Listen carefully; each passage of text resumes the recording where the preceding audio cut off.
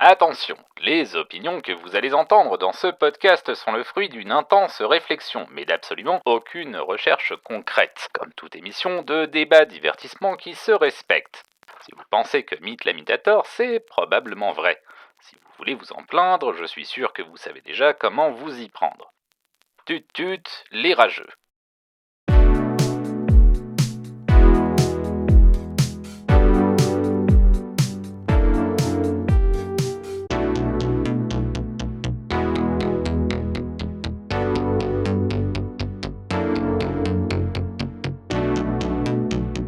Salut tout le monde et bienvenue dans Hot Takes et Slow Burn, le podcast qui distille les cerveaux et rince les opinions. Je suis Mythe la Mythe, j'ai beaucoup de choses à dire, j'ai que ça à foutre, et pour cet épisode je suis rejoint par Stan. Salut Stan.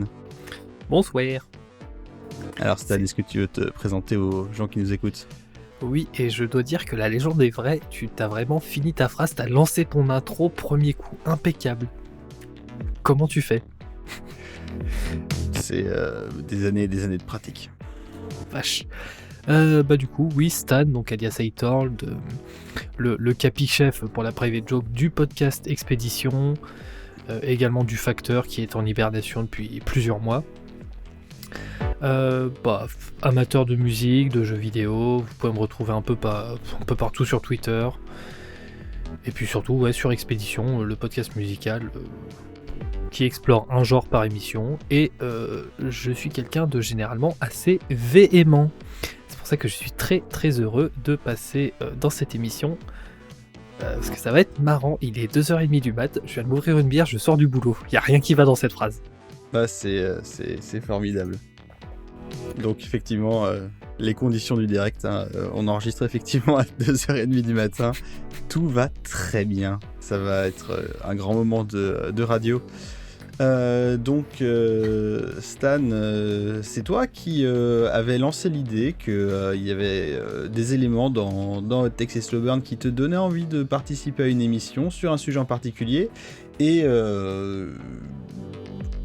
bon an mal an, j'ai fini par trouver de la matière à dire sur ce sujet-là. Donc je me suis dit que c'était l'occasion parfaite et tu as très gracieusement accepté mon invitation, ce qui me fait très plaisir.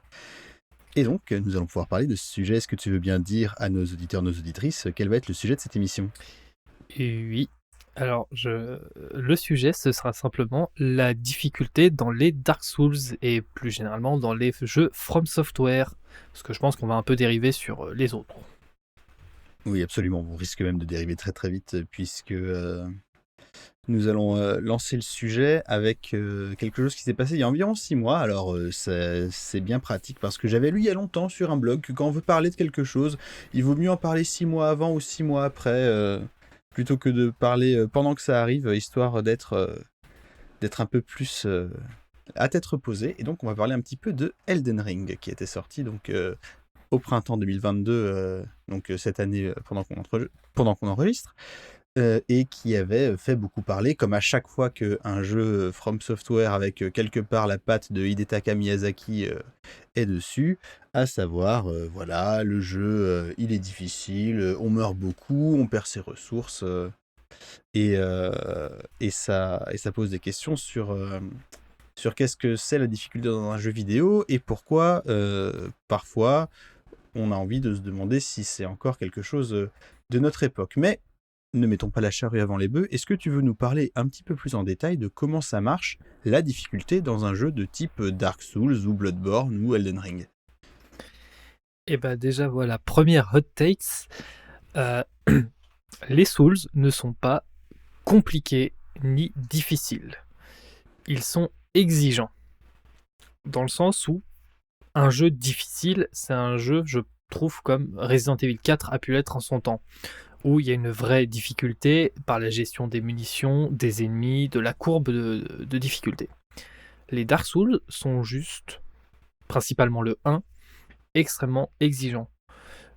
Donc pour faire une très, très rapide présentation pour les 3 personnes qui ne doivent pas connaître les Souls, donc c'est une série de jeux vidéo créés dans les années 2000 avec Demon's Souls sur PS3 de mémoire, qui était un jeu avec un concept très simple. Tu meurs une fois, tu perds toutes tes ressources, mais tu peux les récupérer. Tu meurs 2 fois, c'est perdu à jamais. et avec une exigence et pour le coup une vraie difficulté dans Demon's Souls, pour 2 boss notamment, dont un qui était généralement contrôlé par un autre joueur réel. Déjà aussi petite prouesse technique pour une PS3. Et le fait aussi que les Souls sont très cryptiques, dans le sens où un jeu comme Zelda va avoir beaucoup de dialogue, beaucoup d'exposition et beaucoup de fenêtres d'explication.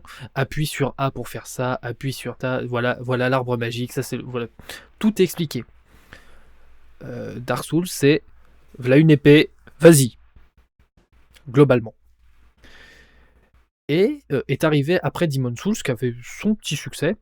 Dark Souls en 2000, alors que je me plante pas d'année, je crois que c'est 2011, la première Ouais. version qui est arrivée, et lui qui a un peu cassé le game, si je peux me permettre, parce Miyazaki a déclaré un truc, c'est qu'il adorait Zelda, mais qu'il s'ennuyait parce que tout était expliqué.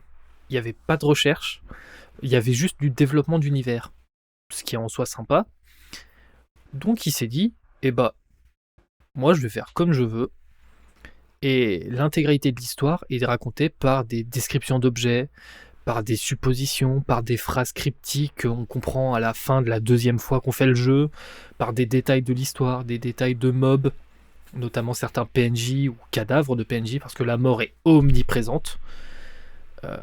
Et c'est vrai que ça a créé une mythologie, parce que d'un côté, il y avait tous les fans de jeux hardcore de type arcade, parce que c'est au final un jeu qui est très typé arcade, dans le sens où c'est limite un die and retry, en plus d'avoir des petits éléments de roguelike, clin d'œil à l'épisode 5. Et tout ça finit par créer sa propre mythologie du jeu vidéo dans la mythologie du jeu lui-même. Et ouais, ça a quand même eu une sacrée claque, parce que il y a quelques boss qui sont horriblement durs. Je pense à Ornstein et Smough, qui sont une bonne... Alors je vais spoiler le jeu comme pas deux, hein. Attention, je précise. Ah bah, vas-y, hein, ça va, le jeu il a 11 ans. Ouais, voilà. Donc Ornstein et Smough, qui sont 2 boss qu'on combat ensemble. Un qui est très lent et lourd, l'autre qui est très rapide et bourrin. Et là où généralement quand il y a des doubles boss, ils sont l'un puis l'autre avec quelques patterns communs. Non, là c'est 2 boss en un. Il y a le dragon béant qui a un sac à PV dès le début du jeu. Je crois que c'est le boss qui a, au prorata de la puissance du perso, le plus de vie. Il y a Artorias dans le DLC, qui est en plus un des personnages les plus intéressants du jeu, et j'y reviendrai plus tard, qui est lui juste bourrin.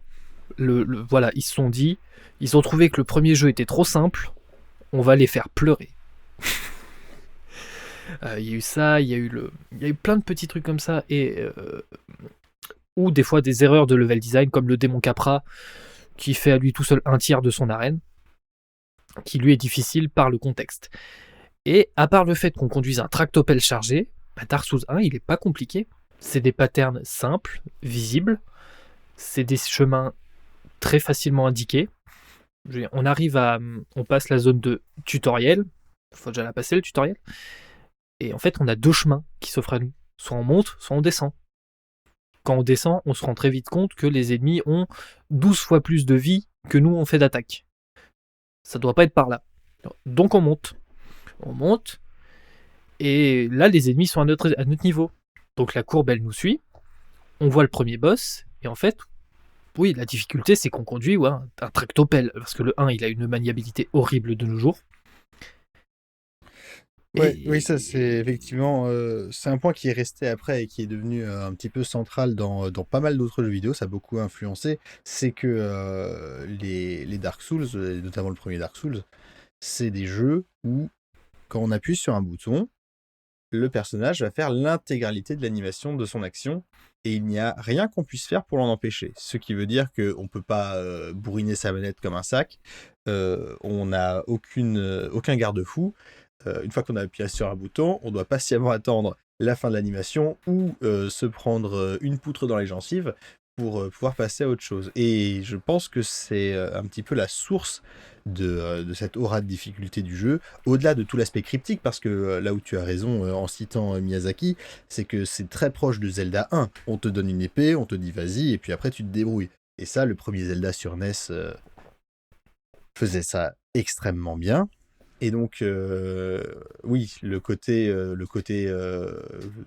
pas le droit à l'erreur dans les animations du personnage. C'est quelque chose qui peut être frustrant quand on a l'habitude d'avoir des jeux un peu plus permissifs dans leur maniabilité. Et pour ça, je vais penser à Assassin's Creed Origins, qui reprend un mode de combat un petit peu à la Dark Souls, à ceci près qu'on peut annuler toutes les animations d'attaque avec une autre animation d'attaque ou avec une garde, et on se retrouve avec un gameplay un petit peu bâtard à mi-chemin entre ce que fait Dark Souls et ce qu'essayent de faire des jeux comme les Devil May Cry ou les Bayonetta, où on est dans une philosophie complètement opposée. On pourrait avoir une espèce de spectre avec d'un côté From Software et ses Dark Souls et de l'autre côté Platinum Games et ses Bayonetta, où là c'est le contraire, on peut tout annuler avec n'importe quoi, on peut sauter au milieu de n'importe quel combo, on peut faire des dashs n'importe comment pour esquiver comme on veut, et donc la source de difficulté est pas du tout la même.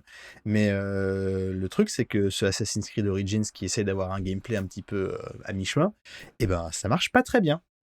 Ça rend les combats pas très intéressants. Alors que les combats dans Dark Souls, même si c'est frustrant, même si c'est parfois vraiment une épreuve d'y retourner tel Sisyphe avec son rocher qui remonte la pente, et ben on est toujours engagé dans le combat. On a besoin de réfléchir à ce qu'on fait et on a besoin d'être attentif ou attentif à son environnement, et je pense que c'est à la fois la source de difficulté et la grande force de ce mode de gameplay.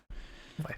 Et c'est bien, tu as cité les deux exemples dont j'allais parler, parce que moi j'avais pris en exemple Assassin's Creed 2, qui est pour moi, comme pour beaucoup, le meilleur de la série d'un point de vue casu. Je parle vraiment d'un point de vue casu, jeu standard. Et Devil May Cry 3, qui est pour moi un des chefs-d'œuvre du jeu nerveux par excellence, qui est très bas du front, c'est point A, point B, tout ce qui est au milieu, ça n'existe plus.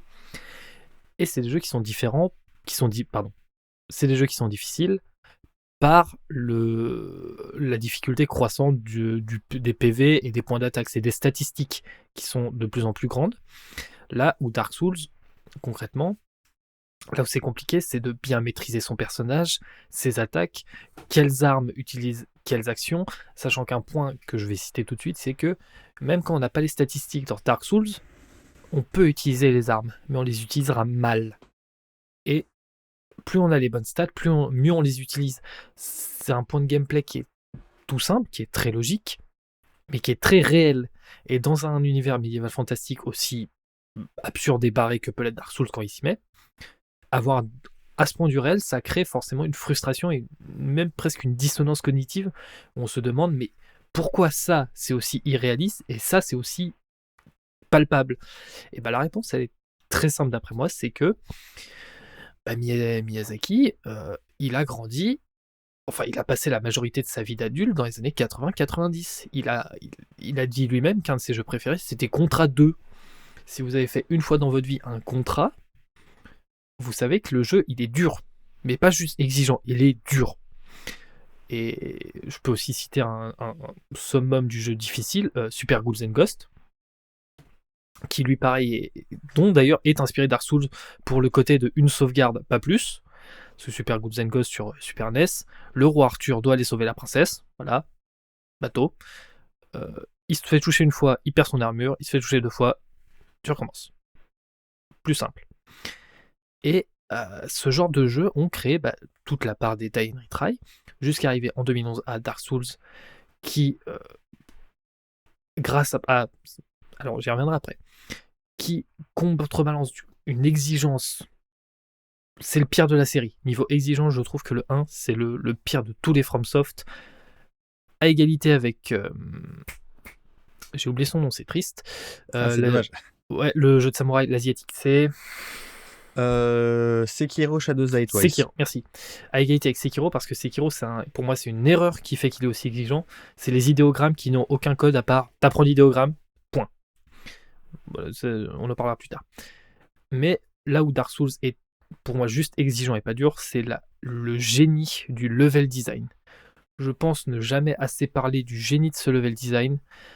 Tout est interconnecté. Vous avez la vidéo d'Exerve et l'intégralité de la chaîne d'Exerve, et la vidéo de Alt 236 sur Dark Souls qui sont parfaites. En fait, ce sont des mines d'or d'informations et tout y est mieux expliqué que je le ferai jamais.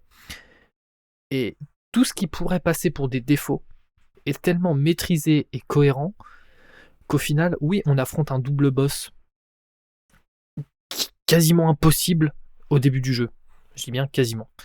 Mais en apprenant les patterns, en connaissant notre personnage, nos armes, nos attaques, eh ben on le maîtrise. Et la surprise du jeu, c'est que quand on pense maîtriser, il nous met une gifle du revers de la main, il fait non. Et je comprends que pour beaucoup de personnes, ça fasse ça dans Dark Souls 1, 2 et un petit peu Bloodborne. Je comprends que ça fasse un jeu considéré comme difficile. Mais là où l'exigence dépasse la difficulté, c'est que il y a tellement un sentiment de frustration, mais frustration positive de dire j'ai réussi là. Ok, ça c'est bon, mais je dois pas faire ça. Ou alors faut que je fasse gaffe à ça. C'est vraiment de l'apprentissage pur et dur. Et c'est justement de l'exigence, de la bonne frustration. Je sais pas si je suis très cohérent dans ce que je dis. Dans ma tête, c'est logique. Mais Non, mais j'arrive à suivre. voilà, là où, pour reprendre mon exemple de Devil May Cry, là où dès le début, dès qu'on a les armes, on a quasiment tous les moves de disponibles, à part quelques-uns achetés upgradés. Le principe d'un Devil May Cry, c'est de quelles armes je préfère, quelles attaques je préfère, et taper le plus fort possible.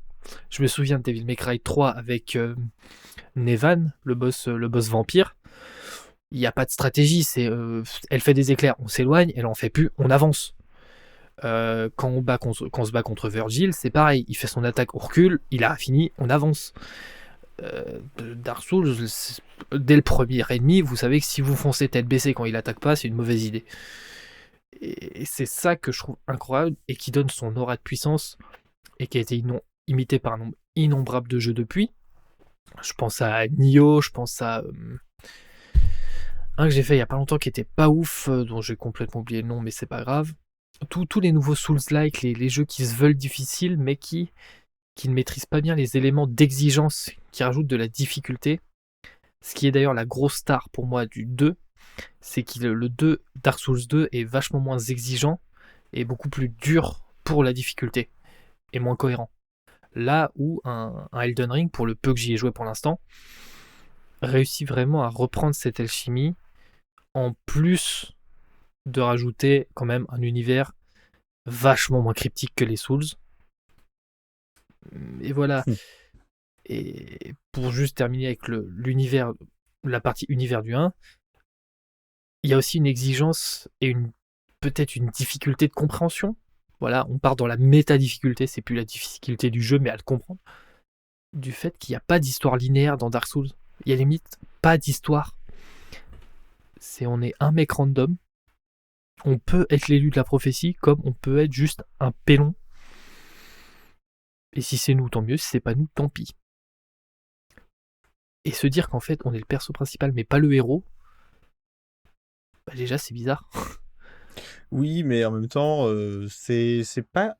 Enfin, il y a une grosse cinématique avec des images de synthèse pas dégueu au début de Dark Souls qui explique un petit peu l'âge des dragons, machin, la première flamme. Et on comprend que le monde est dans une espèce d'état de stagnation avec les morts qui restent pas morts. Et je trouve que le fait que l'histoire n'avance pas de manière linéaire, ça reprend bien cette thématique-là et ça rend bien cette ambiance de monde en état de stase, un petit peu qui retient son souffle avant que quelque chose de nouveau arrive. Donc de ce point de vue-là, on a une assez belle réussite narrative dans sa manière d'aborder d'aborder comment l'univers et l'histoire sont présentés à la personne qui joue.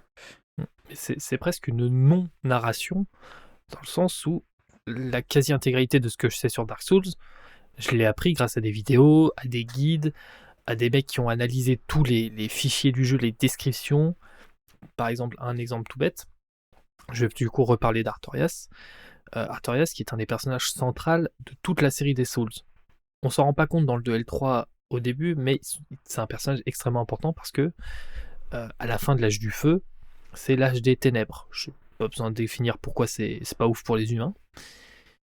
Mais Artorias, on le présente comme un personnage qui est revenu dans le passé pour combattre des ténèbres qui est à l'époque les abysses, légère nuance.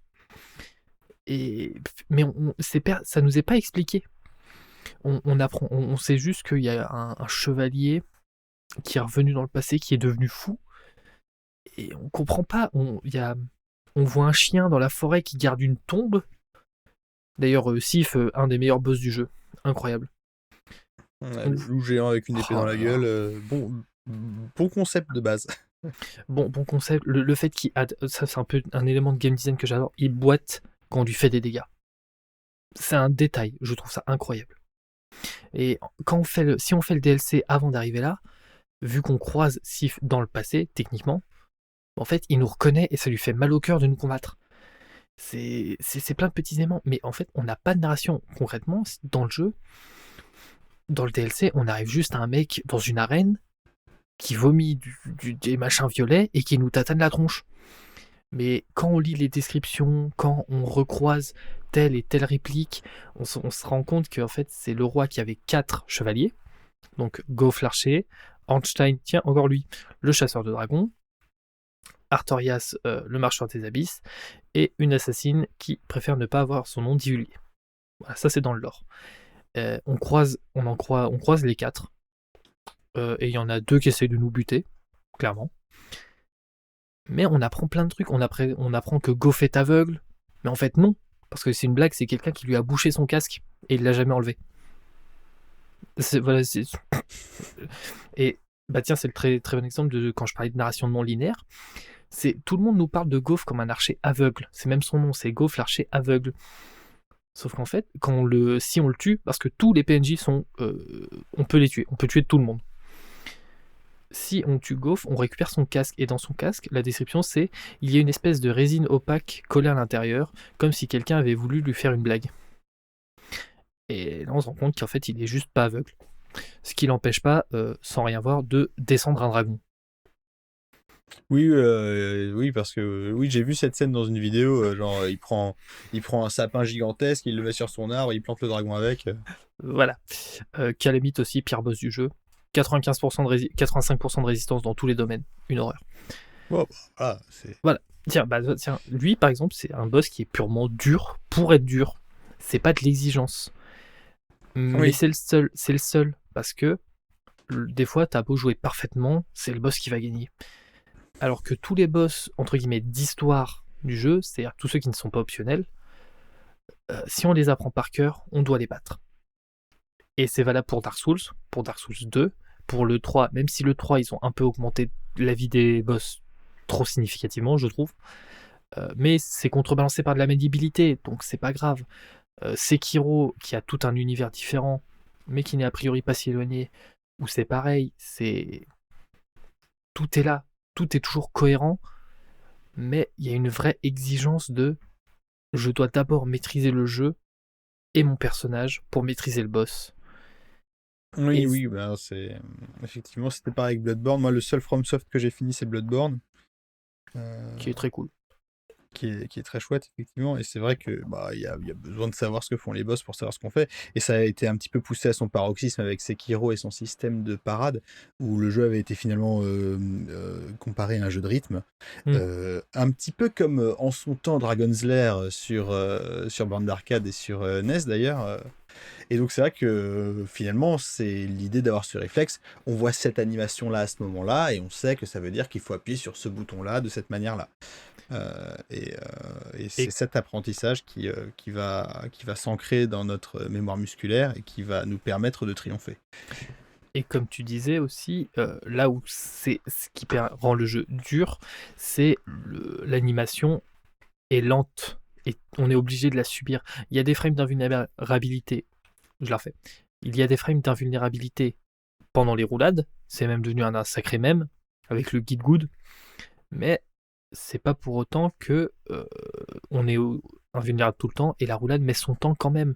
Donc faut bien calculer, il y a vraiment c'est même plus de la mémoire musculaire, c'est de la mémoire nerveuse. Et c'est ça qui est génial. Et c'est là où on revient du coup à d'anciens jeux exigeants, d'anciens jeux d'arcade qui n'avaient aucun autre but que de faire cracher des pièces de 10 francs. Je les ai pas connus, mais je pense que c'était à peu près ça. Où c'était les boss qui sont ultra durs, ou les Megaman. Tiens, je prends le Megaman comme exemple, même si c'est pas spécialement un jeu d'arcade. Megaman, c'est de l'apprentissage pur et simple de pattern. Castlevania aussi, tous les Metroidvania en fait. Et je sais plus c'est qui que j'avais entendu dire ça, mais en fait Dark Souls c'est juste un Metroidvania plus plus, Oui, ce c'est une façon de voir les choses. Et d'ailleurs, je sais plus qui a qui été c'était, perdu dans le 2 je trouve. mais Demon's Souls sur PS3 qui est ressorti sur PS5, lui avait été comparé à un Megaman, puisque tu peux choisir l'ordre dans lequel tu fais tes boss. Voilà, c'est ça. Et quand on sait que globalement Miyazaki est juste très très fan de jeux rétro, bah, c'est pas étonnant de voir des influences de ce genre de licence. Absolument. Et Et ça permet de remettre un petit peu aussi cette philosophie de game design et cet état d'esprit sur le devant de la scène. Et justement, c'est ce qui va nous emmener sur le débat qu'il y a eu lors de la sortie de la démo de Elden Ring, qui a remis sur le devant de la scène le sempiternel débat depuis, pas le premier Dark Souls, mais probablement depuis plutôt Dark Souls 3, Bloodborne, Sekiro, qui est est-ce que les jeux From Software sont des jeux qui gagneraient à avoir des modes d'accessibilité comme on en trouve beaucoup dans beaucoup de productions récentes, que ce soit des Last of Us, des Horizon ou d'autres jeux de ce genre-là, où on peut tout régler à la vraiment à sa spécificité, à sa manière de tenir la manette. Hein. Je pense aussi à Céleste, qui est un jeu extraordinaire, mais parfois aussi très très exigeant et franchement avec des pics de difficulté à se taper la tête contre les murs. Mais Céleste, on peut rendre son personnage invincible, qui vole, et on peut aller au bout des tableaux comme ça. Donc voilà, il y a ce débat-là, avec d'un côté les gens qui vont dire oui, mais si le jeu a plus la même exigence, l'expérience n'est pas la même et le sentiment de victoire est plus le même et donc c'est plus la même expérience de jeu.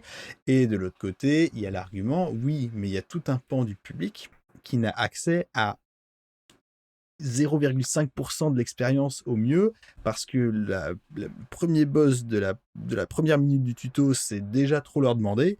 Et est-ce que le jeu vidéo en tant qu'art peut se permettre d'exclure comme ça une partie de son public? Et est-ce que c'est une bonne pratique commerciale d'avoir des gens qui vont se dire ces jeux-là, c'est pas pour moi, je vais pas les acheter? débat extrêmement complexe, et c'est vrai que bah toi t'as parlé de CS, moi j'avais Hollow Knight en tête. Pareil, un jeu incroyable. Et pour faire un petit parallèle avec un sujet que je connais quand même, que je maîtrise mieux que le jeu vidéo, à savoir la musique, c'est j'aime beaucoup les genres et les sous-genres de musique obscurs. Là, vous voyez pas l'image, mais genre j'ai une affiche de post-metal, j'ai un chef-d'œuvre du post-rock ici, et pas du post-rock accessible et mélodique, c'est une espèce de cinématographie ambiante incroyable. Mais si je fais écouter ça ou ça à n'importe qui ne connaît rien au genre, première réaction va être épidermique. Je ne connais personne à qui j'ai fait écouter, donc pour info, Cult of Luna et Godspeed You Black Emperor.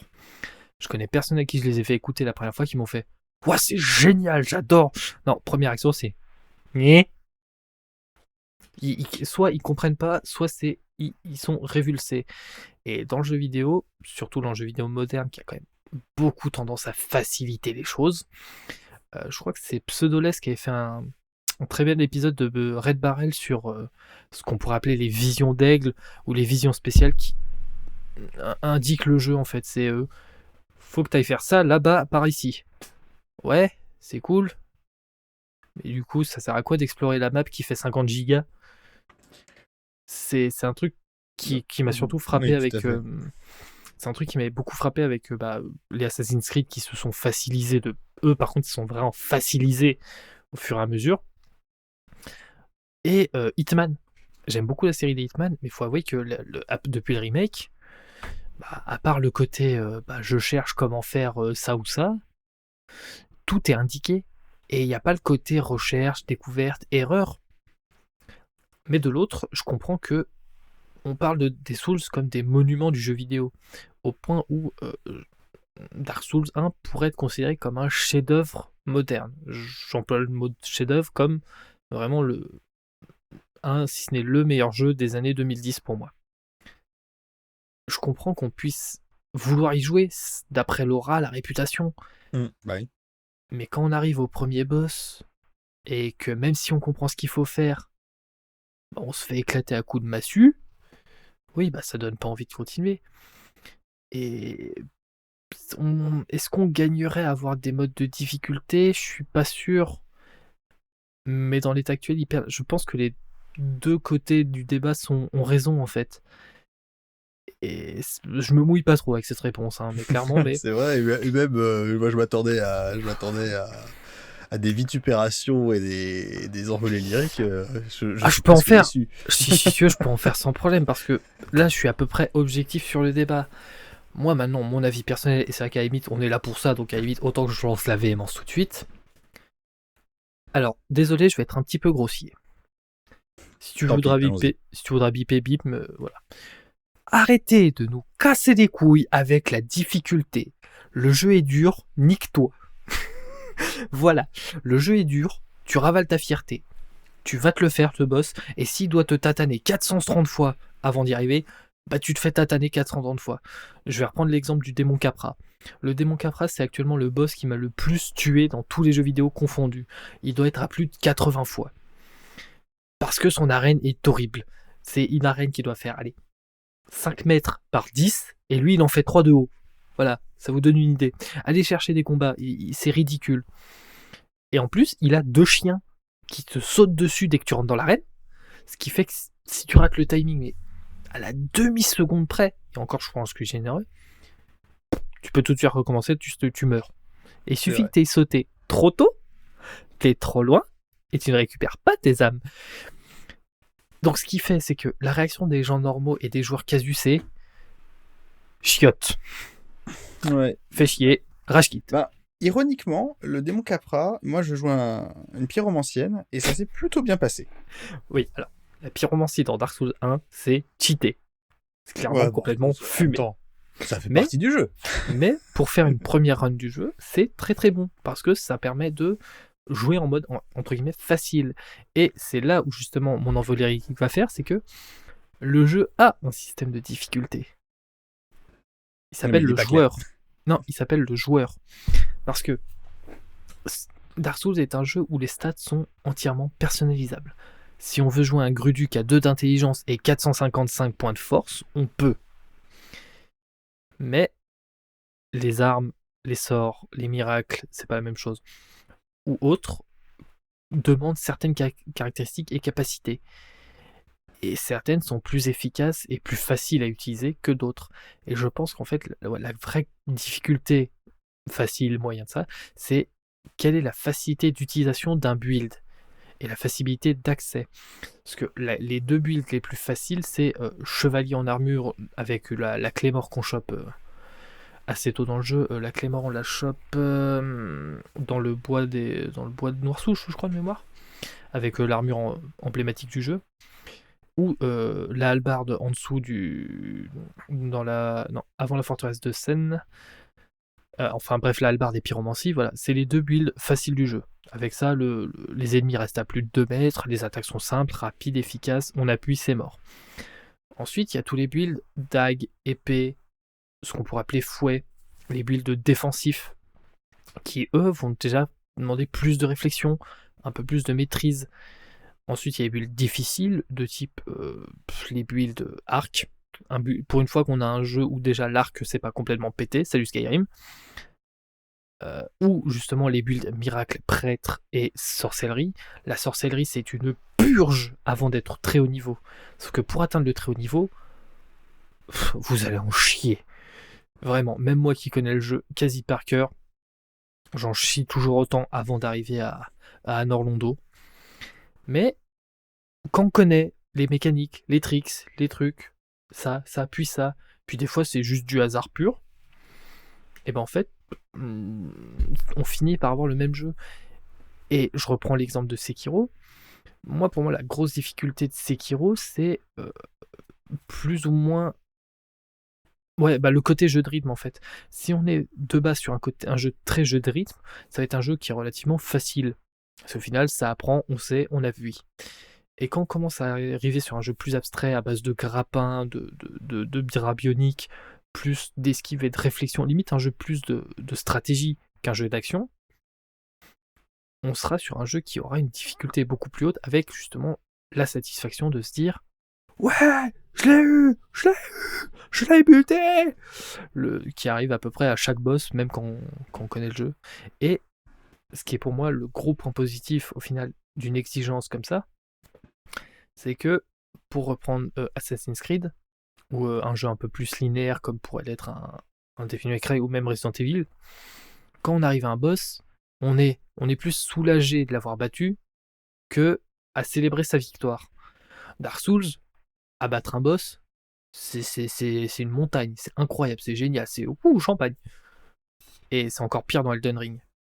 Parce que y a vraiment la sensation d'accomplissement qui n'est pas disponible dans les jeux moins exigeants. Donc c'est une histoire de curseur, tout simplement. Ouais. Et puis Ça je va, pense que oui, c'est bien, mais je c'est une belle pense envolée que lyrique. non, c'est pas mal, c'est pas mal. Et je pense même que pour rester mesuré, je pense que c'est aussi une question du rapport qu'on a avec soi-même et le jeu vidéo. C'est-à-dire que selon comment on a envie de consommer du jeu vidéo, et ben peut-être qu'il faut aussi se dire que ces expériences-là, c'est pas des expériences qui vont résonner avec nous. Ça, c'est pour rester posé. Cependant, si on veut un petit peu attaquer le gras et attaquer la hot take, un des arguments qui revenait régulièrement au cours de ce débat sur la démo de Elden Ring et qui faisait écho au débat précédent sur Sekiro et sur Bloodborne et sur Dark Souls 3 et compagnie, c'est oui, mais voilà, c'est la vision de l'auteur. C'est la vision de Hidetaka Miyazaki, et qui sommes-nous pour remettre en question la vision de la personne qui a créé le jeu. Et c'est un petit peu là que va intervenir ma hot take, parce que déjà, dans un premier temps, on repensera à la théorie de la mort de l'auteur par Roland Barthes, qui disait que finalement, une fois qu'une œuvre est créée, elle n'appartient plus à la personne qui l'a créée, mais au public qui l'explore, la consomme, la transforme, la réinterprète. Et en plus de ça, et là c'est ma vraie hot take, et si la vision de l'auteur, elle était pas bonne? Qu'est-ce qu'on fait si on se dit que finalement Miyazaki, il a tort de faire ses jeux comme ça? Et bah à cela, moi je réponds, et là c'est cool, je vais pouvoir mettre une deuxième hot take dans la hot take, c'est le deuxième sujet dont je t'avais parlé en MP. À ça, moi je vais répondre Hideo Kojima. Oui, alors on va pas faire une demi-heure de plus sur Hideo Kojima, mais oui, si on se rappelle l'épisode anniversaire, voilà, moi tu n'es pas un grand amateur d'Hideo Kojima. Voilà. 4 minutes, allez, 4 minutes chrono dessus. Donc, les jeux de Kojima, produits par Kojima, avec Kojima, pour Kojima, par Kojima, pour Kojima, avec en producteur exécutif Gojira. Non, ça c'est un très bon groupe, écoutez Gojira. Voilà, je ne suis pas un très gros fan de Kojima. Et là où dans le genre jeu abstrait mis sur un piédestal, pour moi à tort, et c'est pour ça que je comprends le débat sur Dark Souls, c'est Death Stranding. La Post Simulator, c'est non. Voilà, si vous aimez bien le jeu, tant mieux pour vous. C'est pas parce qu'il y a Norman Reedus que c'est un bon jeu. Bon, maintenant, Hideo Kojima est clairement un auteur, comme dans le sens film d'auteur français. Ce qui a ses côtés positifs, ses côtés négatifs. Miyazaki est également un auteur. Mais à la différence de Kojima, qui n'en a... Je vais pas dire que Kojima n'en a rien à faire, c'est que Kojima fait ce qu'il veut parce qu'il le veut. Miyazaki fait ce qu'il veut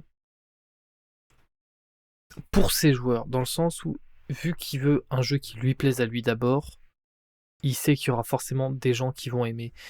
Et l'auteur, s'il a tort, en soi, on s'en fout, concrètement. Si l'auteur il a tort, il s'est planté, il refait mieux après. Et c'est pour ça que je connais beaucoup de gens qui, par exemple, adorent Dark Souls 1 et détestent le 2. Ou l'inverse. Je connais des gens qui adorent Dark Souls 2, mais qui sont incapables de jouer à Sekiro. Et pour rester chez Kojima, je connais des gens qui adorent je connais une personne qui adore Death Stranding, genre qui l'a fini 5-6 fois déjà, qui est incapable de jouer à MGS. Et je comprends. Ouais, c'est intéressant, ouais. C'est ça, et l'auteur, s'il a tort au final, comme tu as dit, dans la vision de l'auteur, le moins important c'est vision. Je parle pas du super-héros de Marvel. On a un point de vue. Si on prend une œuvre comme elle est, on peut la prendre d'un sens ou d'un autre, mais il y a forcément plusieurs façons de le faire. Et quand c'est de l'interactif, il y a forcément plusieurs façons d'interpréter.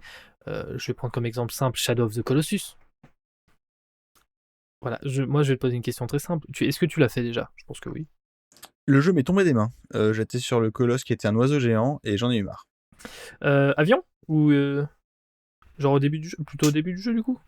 Celui qui vole, ouais, enfin il te fonce dessus, il faut sauter et s'accrocher et j'en ai eu marre de ce combat-là. Voilà. Et bah, est-ce qu'on pourrait pas dire que du coup, Shadow of the Colossus, c'est un peu ton Dark Souls? Alors non, parce que mon Dark Souls c'est Dark Souls, hein. Je suis arrivé au hameau du crépuscule, Blighttown, et Ah oui, et j'étais bloqué en bas, je pouvais ni remonter ni avancer, et puis tant pis quoi, merci, au revoir. Oui, alors, j'en parle juste après de Blighttown. Voilà. Shadow of the Colossus n'est pas un jeu simple, mais c'est pas un jeu dur. C'est pas un jeu dur. C'est un jeu d'auteur, dans le sens où on est plus sur une réflexion de pourquoi on est tout seul dans des grandes étendues.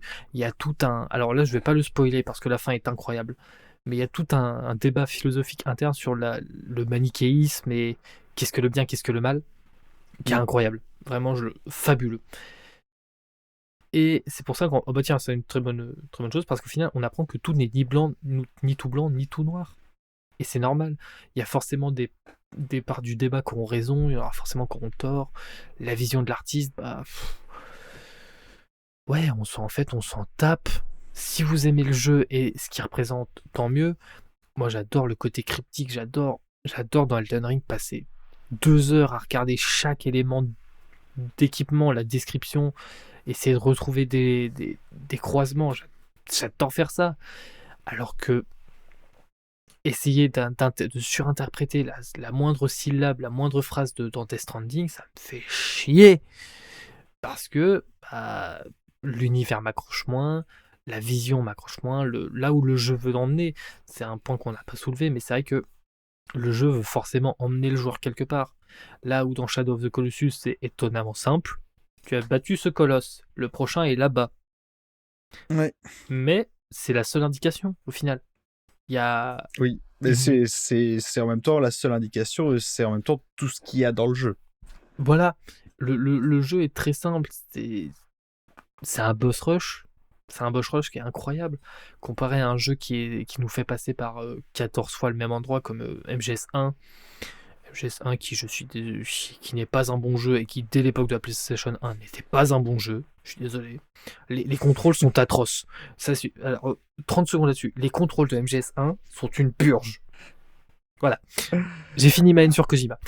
Et pour en revenir à Blighttown, ouais, vas-y, on finira là-dessus. Voilà, c'est que l'avantage d'une zone comme Blighttown, c'est que c'est un des checkpoints du jeu qui te dit est-ce que tu as le cran de passer par là, ou est-ce que tu as l'expérience et la capacité de te dire qu'il te faut le passe-partout pour contourner complètement la zone.